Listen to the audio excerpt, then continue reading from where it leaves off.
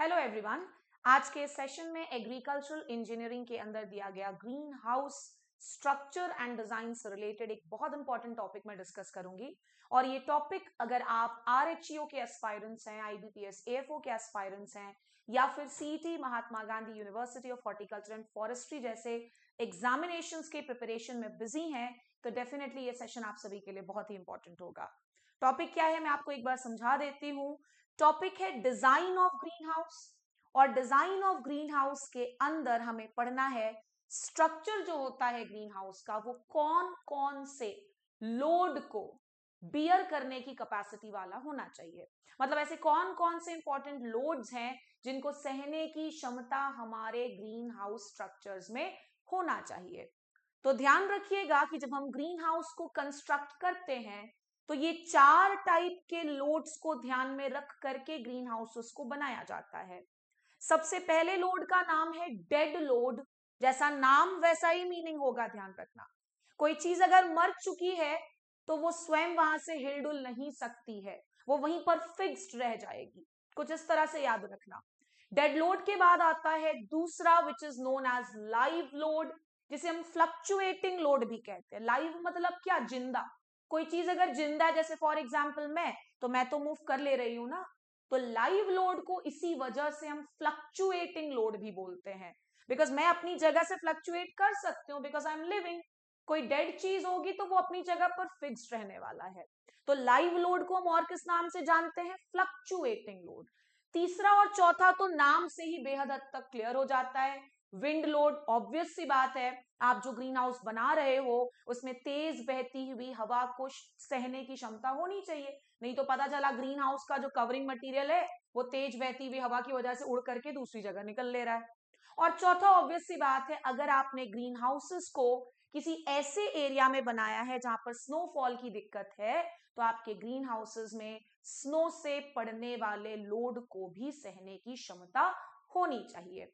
इन चारों में से जो पहले 3 प्रकार के लोड्स हैं, these are the most important topic, और आरएचई और एएफओ में डेफिनेटली ये आपको बहुत ज्यादा हेल्प करेगा। सो आइए समझते हैं एक एक करके और ज्यादा डिटेल में। डेड लोड का मतलब, सबसे पहले फिर से मैं रिपीट कर रही हूं कि डेड मतलब कोई भी ऐसी चीज जो अपनी जगह पर फिक्स्ड है, क्योंकि वो मरा हुआ है भैया। मरा हुआ है तो खुद से कैसे हिलडुल जाएगा। तो डेड लोड में पहला point, it is the weight of all permanent construction. Green house में जितने भी परमानेंट मटेरियल है उन सभी का जो वेट है, उन सभी का जो लोड है, इसे हम कह देते हैं डेड लोड। पेपर में सवाल ऐसा भी आ जाता है कि बताइए ग्रीन हाउसेस में डेड लोड के अंदर क्या क्या लोड शामिल हो सकते हैं। तो सबसे पहला डेड लोड के अंदर आता है वेट ऑफ क्लैडिंग मटेरियल। अगर आपको नहीं पता है क्लैडिंग मटेरियल क्या होता है, तो क्लैडिंग मटेरियल ही कवरिंग मटेरियल है। कवरिंग मटेरियल में कुछ भी हो सकता है। It can be polythene sheet, वो ग्लास भी हो सकता है अगर आप ग्लास ग्रीन हाउसेस बना रहे हो। तो अगर पेपर में सवाल आए कि weight of covering material, dead load का एग्जांपल है कि लाइव लोड का, डेड लोड का। क्या लगता है प्लास्टिक लिविंग मटेरियल है? ऑब्वियस सी बात है नहीं, तो वो डेड लोड में चला जाएगा। दूसरा, weight of cooling equipment, weight of heating equipment, ये सब के सब डेड लोड के अंदर आ जाते हैं। भैया वो इक्विपमेंट है, इक्विपमेंट को इधर से उधर मूव करने के लिए तुम्हारी सहायता लेनी पड़ेगी, खुद से तो मूव कर नहीं सकता। तो चाहे वो वेट ऑफ कवरिंग मटेरियल हो, चाहे वो वेट ऑफ हीटिंग इक्विपमेंट हो, चाहे वो वेट ऑफ कूलिंग इक्विपमेंट हो, ये तीनों की तीनों चीजें किसके अंदर आ जाती हैं? डेड लोड के अंदर आ जाती हैं। 3 और इंपॉर्टेंट पॉइंट्स हैं डेड लोड से रिलेटेड, आइए इसको भी पढ़ लेते हैं सो दैट हमारा नोट्स पूरी तरह से कंप्लीट हो। ध्यान रखिएगा कि जितना भी डेड लोड होता है इनका मैग्नीट्यूड नहीं बदलता है। मैग्नीट्यूड मतलब जितना लोड लगा रहे हैं उतना ही लगाएंगे। ऐसा नहीं कि कभी कम लगाएंगे कभी ज्यादा लगाने लगेंगे, ऐसा बिल्कुल भी नहीं है। दूसरा, डायरेक्शन इज अनचेंज। मान लीजिए डेड लोड वर्टिकली नीचे की ओर लग रहा है, तो ये हमेशा वर्टिकली नीचे की ओर ही लगेगा, बिकॉज अपना पोजीशन तो चेंज कर नहीं सकते, तो डायरेक्शन कहां से चेंज करेंगे? लोड लगाने का। और तीसरा और आखिरी point, the point of application is also unchange. सही तो है, जहां पर है वहीं पर पड़े हैं, तो इनका जो इनके द्वारा जो लोड लगेगा उसका एप्लीकेशन का जो पॉइंट है वो भी स्थिर रहने वाला है। कैसे चेंज करेगा जब वो खुद अपने पोजीशन को चेंज नहीं कर पाते हैं। तो डेड लोड की ना ही मैग्नीट्यूड चेंज होती है, ना दिशा चेंज होती है और ना पॉइंट ऑफ एप्लीकेशन चेंज हो पाता है। ये कंप्लीट इंफॉर्मेशन होता है डेड लोड से रिलेटेड, जरूर पढ़ लीजिएगा बिकॉज ये डेफिनेटली आपको हेल्प करेगा आने वाले समय में। नेक्स्ट हम आ जाते हैं लाइव लोड। मैं फिर से रिपीट कर रही हूं, लाइव मतलब जिंदा, जिंदा चीजें मूव कर सकती हैं, डेड चीजें मूव नहीं कर सकती हैं। लाइव लोड को हम फ्लक्चुएटिंग लोड भी कहते हैं। आइए पढ़ते हैं पहला point, the load imposed by movable और टेम्पररी अटैच्ड स्ट्रक्चर।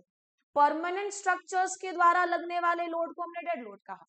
कोई टेम्पररी स्ट्रक्चर है जिसकी वजह से जो लोड पड़ता है ग्रीन हाउसेस पर, इसे हम कह देते हैं लाइव लोड या फिर फ्लक्चुएटिंग लोड। एग्जांपल्स देखते हैं, वेट ऑफ हैंगिंग बास्केट्स या weight of person working on the roof. Green house के छत पर जाकर के कोई इंसान कुछ काम कर रहा है, क्या जिंदगी भर वो वहीं पर अपना घर बसा लेगा?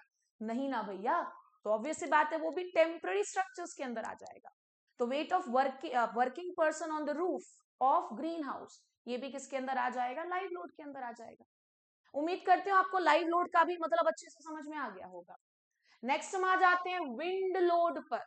तो विंड लोड में मैं आप सभी को बस एक पॉइंट बोलूंगी और इतना ही पढ़ के जाइएगा, वो ये कि green houses should be able to withstand a wind load of 110 kilometre पर आवर। आपने जो ग्रीन हाउस कंस्ट्रक्ट किया है उसके अंदर कम से कम 110 किलोमीटर प्रति घंटे के दर से बहने वाले विंड के स्पीड को सहने की क्षमता होनी चाहिए।